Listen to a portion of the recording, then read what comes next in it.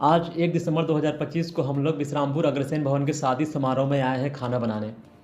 अगर आप भी अपनी शादी, जन्मदिन या किसी भी कार्यक्रम में स्वादिष्ट खाना बनवाना चाहते हैं तो आप इनसे संपर्क कर सकते हैं। इनका नंबर स्क्रीन पर दिया गया है।